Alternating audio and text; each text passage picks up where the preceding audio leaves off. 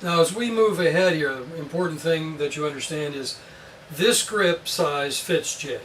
So the video you're about to see, if you have a grip size that fits, this is how you're going to set up to the ball. Let's take a look. We'll take a look after we finish with this segment on a grip size that is standard, that doesn't fit, and what happens with club facing. Okay, Jay's setup on the mat has the magnet attached to the face of an iron, and when we zoom in, you can see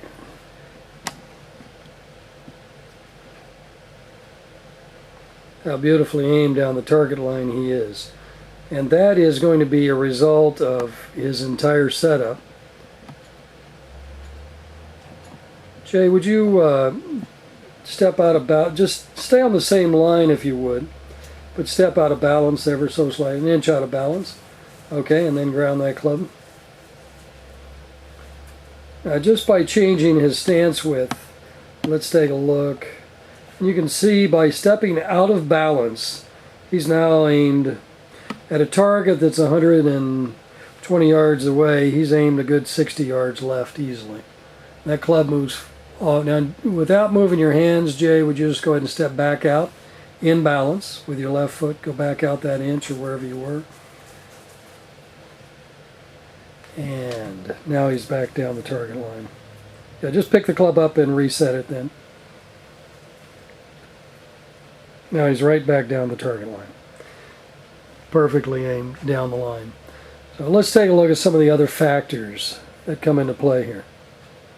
With Jay facing this way, Jay, would you just even lean the club and just rotate your palms out? And let's take a look at see what we got here.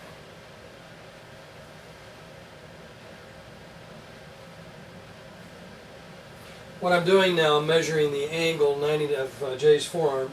Hands rotated forward 90 degrees to the ground. You've seen this as the power angle in some of our other videos, how it shows up in 15 positions at address.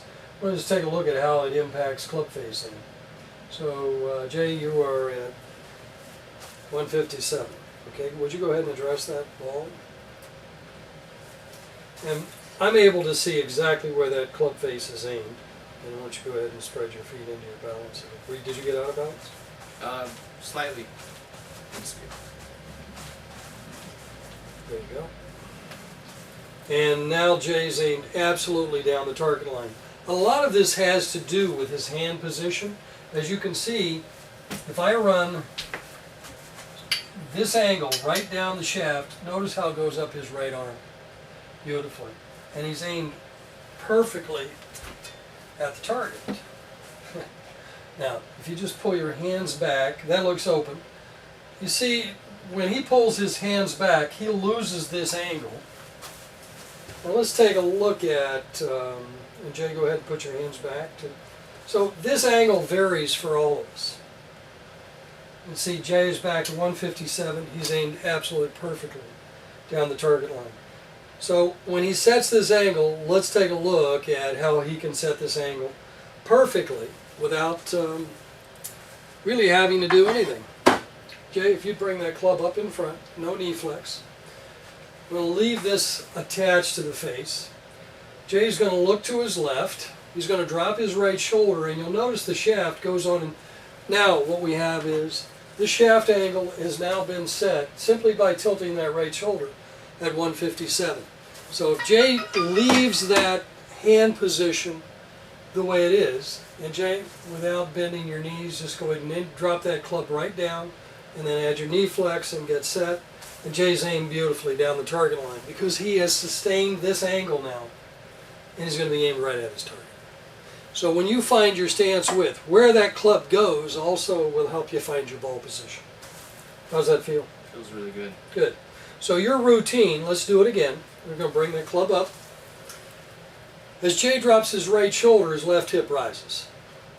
And all he has to do now is bring that club on the angle that it is, straight down. And he's aimed beautifully down the target. He's aimed perfectly down the target line. He's sustained this angle now. It was 90 degrees to the ground with his right arm down the shaft. And he will be aimed perfectly. That's a very simple way for you to find aim. Big key is don't go to the ball. Let your club come down, notice where it is, and that's your ball position. Okay, and if Jay were to bring his hands back, once again, bring them back toward me if you would. Just even so it looks like his hands are even with the body, he's aimed 80 yards left now. Right off the bat. So bringing your club to a centered position when your grips fit in particular is not a good process. So when your grips fit, your shoulders and hips are going to be parallel with the target line. Let's take a look now down the line and see what this looks like. Jay, if you'd stand tall and bring that shaft straight up in front of you, and he's going to keep that shaft parallel to his spine as he drops his right shoulder, left hip rises, and he just brings that club right down, and he's ready to go. Let's take a look in a close-up here of what that looks like. Jay is aimed absolutely perfectly down the target line.